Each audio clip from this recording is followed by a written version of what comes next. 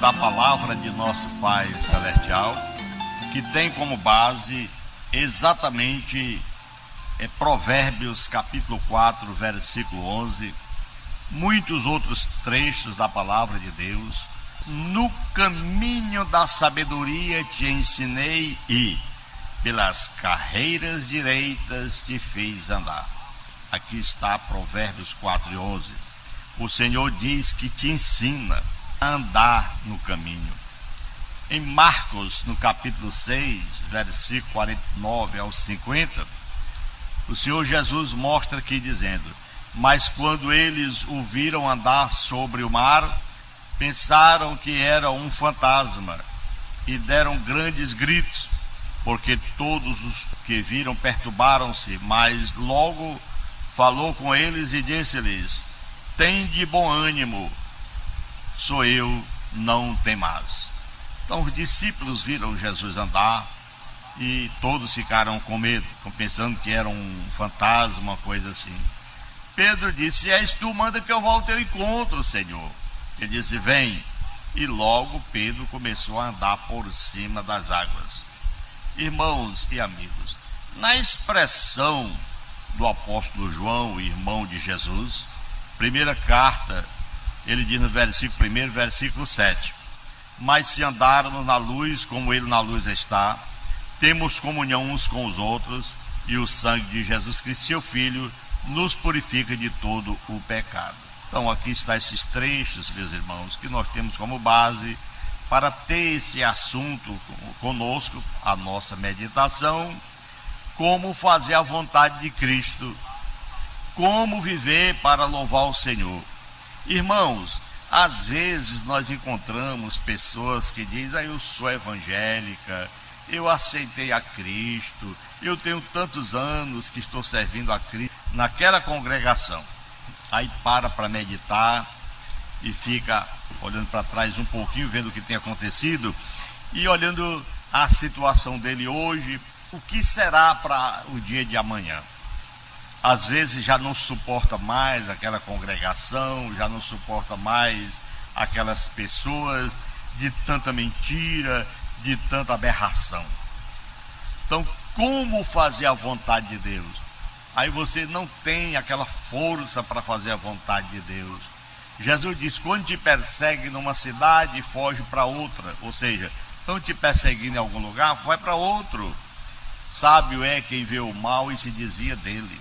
Meus irmãos, às vezes no caminho que nós pensamos que estamos andando, estamos guardados por Deus, por nossas atitudes, às vezes pensamos e não estamos seguros.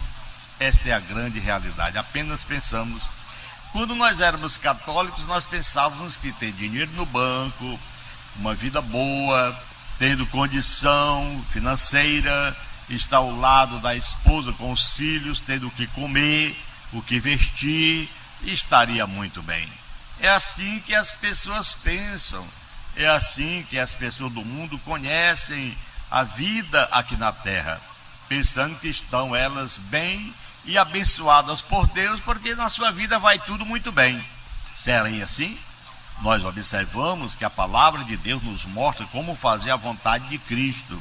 A primeira coisa que Jesus diz é: quem quiser vir após mim, renuncie a si mesmo, tome a sua cruz e siga-me. Então, fazer a vontade de Cristo significa viver de acordo com os ensinamentos e exemplos de Jesus. Temos que estar de acordo com os seus exemplos e seus ensinamentos, aplicando-os em nossas vidas e vida diária. Aqui, meus irmãos, estão algumas palavras que nós temos como prática para fazer a vontade de Cristo. Primeiro, conheça a verdade, ame a Deus, ame ao próximo, viva com integridade, perdoe e seja perdoado, busque a justiça, seja humilde, busque a sabedoria, seja grato a Deus e permaneça em Cristo. São 10 pontos importantes que nós temos aqui para nossa meditação. Agora, como conhecer a verdade? Alguém diz: mas eu já aceitei a Cristo, eu já conheço, eu sou até um pregador, eu sou um pregador. E é mesmo. meus irmãos, mas conhecer a verdade da promessa de Deus é outra coisa. O padre lê, os católicos leem a Bíblia, não todos, mas tem deles que leem, crentes também leem, eles estão lendo a Bíblia, mas conhecer a verdade é outra história. Quantos que estão lendo Bíblia, estão rezando, acendendo vela e estão lá na obscuridade.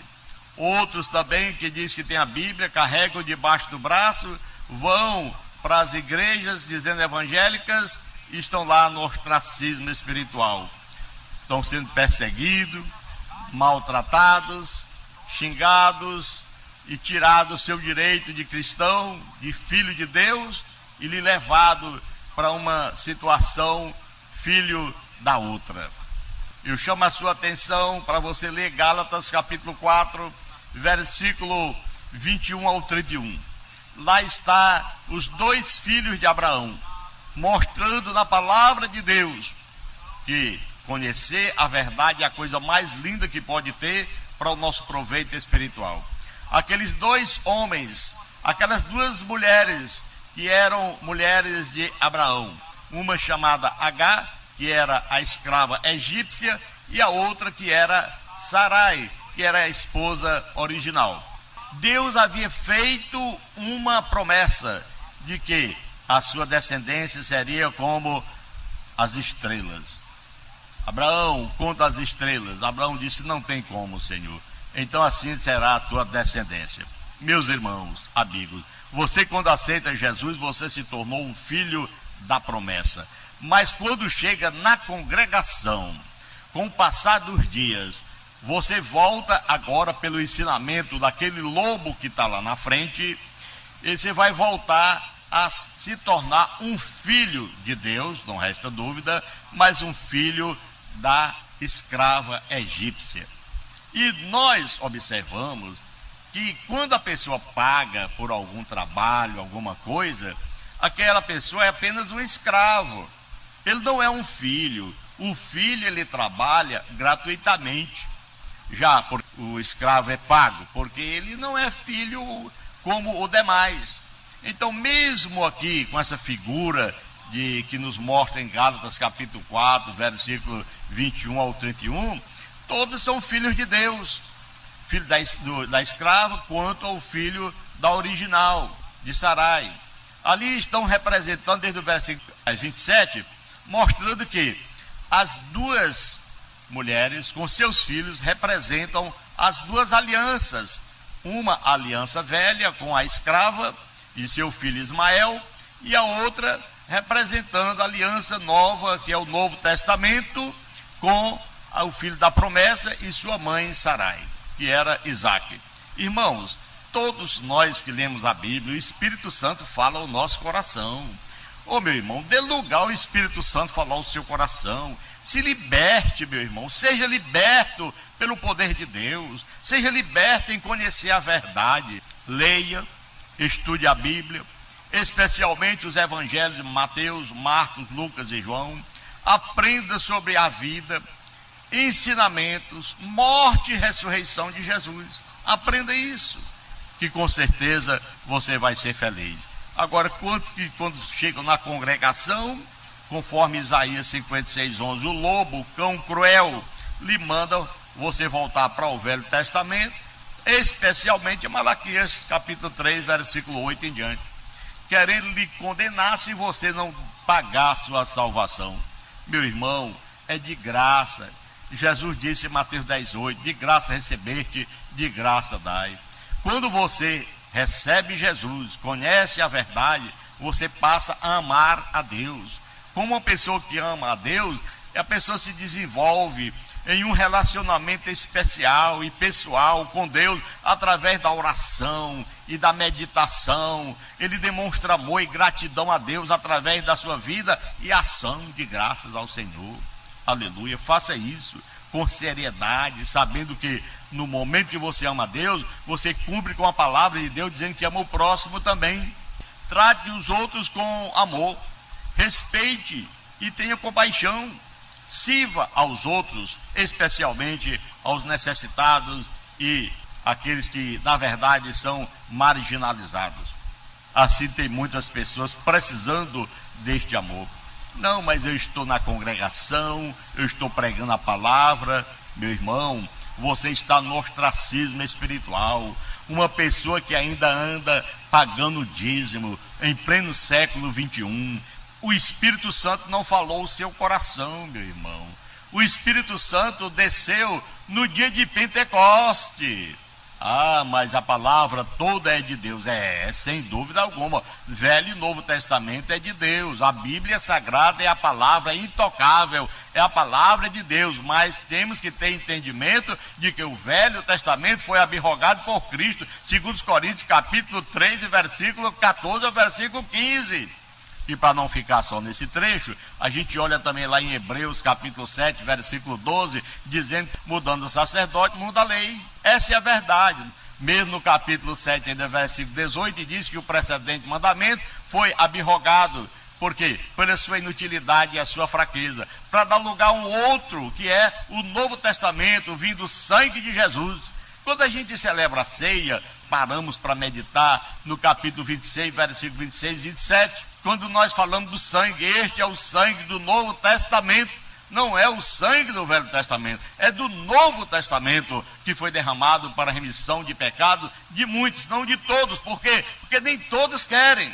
Meu irmão, viver com Cristo, depois que você conhece a Deus, depois que você ama o próximo, você ama a Deus, viva com integridade, seja honesto, transparente em todas as suas ações e palavras, mantenha-se firme nos princípios bíblicos, mesmo em face de desafios e pressões onde nós vivemos nesse mundo. Temos que perdoar para que a gente seja perdoado. Perdoe aos outros seus pecados, suas ofensas, seus erros. Peça perdão a Deus e os outros quando você errar também. Essa é a pessoa que conhece a verdade. Ah, mas eu conheço alguém que não perdoa e ainda vive distante, ao invés de voltar para a minha congregação. Sim, meu irmão, Deus nosso Senhor conhece. Não adianta a gente estar convivendo junto com um lobo, com um cão guloso. Assim, a palavra de Deus nos dá o entendimento de que nós temos que conhecer a verdade. A verdade nos liberta. Jesus disse: conhecereis a verdade vos libertará. Nessa libertação da palavra de Deus, nós ficamos isentos desses lobos que estão por aí, porque nós sabemos que não querem fazer a vontade de Deus. Busque a justiça, meu irmão. Lute pela justiça de Deus e pela igualdade em sua comunidade e no mundo. Defenda os direitos dos pobres, dos oprimidos, dos marginalizados, que são tantos desse mundo que não conhecem a Jesus. Seja humilde. Jesus diz: aprendei de mim, que sou manso e humilde de coração. É assim que está a palavra de Deus. Ser humilde em sua abordagem, as passagens e as situações nos mostram que nós temos que aprender de Cristo. Busque a sabedoria. Busque a necessidade de Deus em seu coração. Busque para que preencha a lacuna do seu coração. Busque a sabedoria de Deus através da oração e da meditação. Aprenda com os erros e as experiências dos outros. Pois está escrito na palavra de Deus: seja grato a Deus. Demonstre gratidão a Deus por todas as coisas. Aprenda a encontrar alegria e contentamento em todas as circunstâncias. Permaneça em Cristo, meu irmão. Mantenha-se firme na fé, na obediência. Busque a ajuda do Espírito Santo para viver uma vida cristã. Lembrando-se de que fazer a vontade de Cristo é um processo contínuo de crescimento, aprendizado e transformação. É esse o processo contínuo de crescimento, com aprendizado e transformação na sua vida. E que sejamos todos abençoados e que nossa vida e nessa jornada até o final de nossas vidas. Esta palavra, que tem como título Como fazer a vontade de Cristo, aqui está. Conheça a verdade, ame a Deus, ame ao próximo, viva com integridade, perdoe e seja perdoado, busque a justiça de Deus, seja humilde, busque a sabedoria, seja grato e permaneça com Cristo. Aleluia! Para que a gente tenha essa paz, é necessário esses requisitos. E eu chamo a sua atenção mais uma vez. Vamos orar para que Deus nos dê graça e nos dê vitória em o nome de Jesus Cristo, o nosso Salvador. Querido Deus e Pai que está no céu, em o nome santo de Jesus Cristo, nós te agradecemos, Senhor, por estar aqui mais uma vez a falar da tua grande realidade, do teu poder, meu Pai, que transforma, que liberta o homem da velha lei de Moisés, que liberta o homem pelo sangue de Jesus de todos os seus pecados. Nos dê, meu Pai, a liberdade, como está escrito na tua palavra, para que a gente possa andar e seguir de uma forma digna para o reino, o qual o Senhor conquistou lá na cruz com a tua própria vida. Em o nome de Jesus, Pai, nós suplicamos e nós te agradecemos desde agora e para sempre. Você que ora, diga amém e tenha a bênção de Deus consigo no nome de Jesus.